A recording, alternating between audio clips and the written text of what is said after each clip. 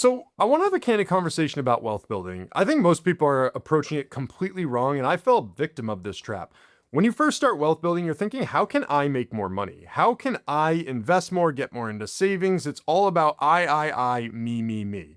And that is fundamentally the wrong way to approach this. You see, when I shifted my mindset from being super intrinsic, how can I do this for me, to how can I build somebody else's wealth? How can I provide value? That's when everything seemed to change for me. I built my wealth way faster after I started providing value for other people and trying to make other people rich. I mean, honestly, even the backbone of this YouTube channel, it wasn't created necessarily to try to make all this money from YouTube. It was created so I could just hopefully bring other people along a journey where they were going to become richer and they would benefit from the content that was going to be created. Now, along the ways, I started making money from this stuff, which is a massive benefit for me, but that wasn't the number one intention behind this stuff. I think wealth building is actually pretty easy when you break it down, and I want to talk about a lot of that stuff today. So when I first got a job, I remember thinking, oh, this is great. It's a stepping stone. I'm going to start making a ton of money from this stuff,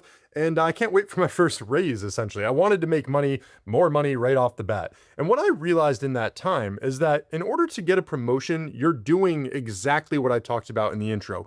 You aren't like just magically going to get a promotion from staying there. You actually have to provide value. And how you're providing value with that is you are creating more income. You are making the business wealthier, or you're making the person that runs that business wealthier. So when they win, then you also win. They'll reward the performance based off that. So that's pretty straightforward. This is where wealth building, it actually kind of sucks. I think this is the hardest phase, is once you get that first job, you start working that 9 to 5, you start saving a little bit of money, you learn that you need to provide value for other people. The next step that you make is so important. So for me, when I was in that phase, I was working like this job that honestly, like we were talking about barcode labels, like the most boring thing that you possibly could be doing at that time. But I knew that I needed to save my money so I could be hyper focused on, okay, what's that next step in building wealth? How can I provide value for more people? At the same time, I was getting really into YouTube. I was seeing people talking about real estate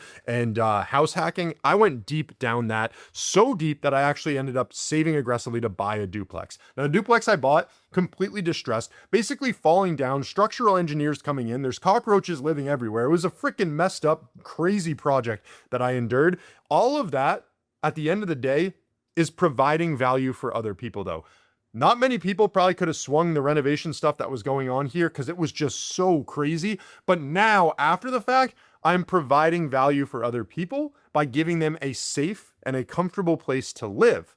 And they're, in return, giving me monetary benefit from that. So now you talk about getting income from the 9 to 5 stuff, then the real estate income. And on top of that, if you're investing in the stock market, you're saving, this is the time to get really, really aggressive with that so you can set yourself up for an even bigger jump. And meanwhile, this is why I love YouTube so much, because of the opportunity here. Meanwhile, I was doing all of that. I was documenting all of the ways that I was saving money and helping out other people. Well, not only did other people recognize and start benefiting from that stuff, literally just basic principles of investing, the 8% average annual return, what it looks like if you're investing, $10,000, $1,000, $5 a day, all of this stuff turned into topics that would crank on YouTube, and they would do extremely well. And in the meantime, I'm using platforms and talking about it. Robinhood Investing, for example, is a platform that I use all of the time. And then some of these companies have affiliate structures. So just from using these products naturally, no matter what I'm doing, even if I wasn't on YouTube, I would still be using them. Like, getting the benefit of being able to refer people through that system has also been absolutely massive. So you're talking about building out all of these different income streams, also providing value with the YouTube channel, just teaching people general finance stuff, keeping them in the loop, showing them exactly how an average, everyday, regular person can do it, because all of those moves were documented on the channel. It becomes a really powerful thing that you're building. Crazy part in this wealth building journey has been throughout this stuff, like I've lived in that same duplex. I've kept the lifestyle creep extremely low. And I think that's very important for most people just wanting to get as ahead in their wealth building journey as they possibly can. But what that enabled me to do was, well, have all these different income streams coming in off the backbone of providing value for other people. And it allowed me to take a really, really big jump in my career. So I kind of like stopped working that regular traditional corporate 9 to 5 stuff to be able to follow a passion of mine. I love creating YouTube content and I love building audiences. And I was doing lead generation for all these different companies. So I thought, okay, how can I take what I've learned and apply it to somebody else? I've been working on other people's YouTube channels for now 2.5 to 3 years. One of them's up to 250,000 subscribers. That channel alone is generating freaking $25,000 plus a month in just YouTube AdSense alone. Now, the partner deals that come in off that essentially double what that's making. Like, it is insane the amount of value that is getting provided in that position. And I'll tell you right now, like, I'm not really tied into the revenue from what that is. I'll say that a lot of that has been done in good faith because I know the value that I'm providing for this other person. I know that I could go out and do this for different people. I could do this with my own stuff,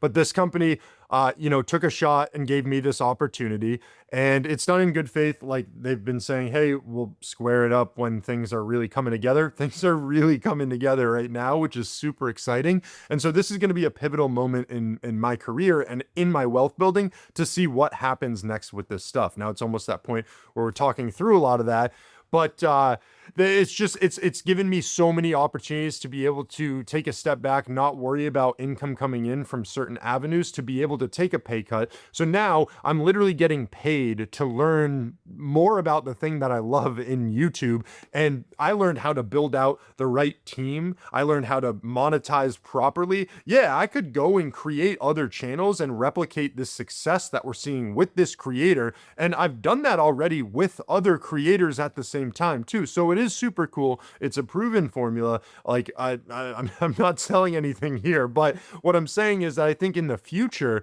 it opened up that opportunity for me to now either, open an agency, or all of this knowledge that I'm getting from this stuff. I feel super confident that I could apply that and help it streamline building wealth for what's going on in the future. And then I do think that there's this turning point where you provide all of this value, you do all of the right stuff, you then become an authoritative leader in what you're doing, and all the stuff that you can like talk through, and then you can build a business off the back of that. So I'm going to be honest with you. I did a bunch of research for this video looking at all the stats of high income earners and what like the top 1% does. Well, a lot of them stop trading their time for money. It's not that regular 9 to 5 job income that they're getting. They're focused on owning more stuff that will generate money. And in my mind, the quicker you can get to like owning a business, owning real estate, owning different investments that are going to be providing dividends and things like that, that is how you fundamentally get ahead in wealth building. Now, all of that is done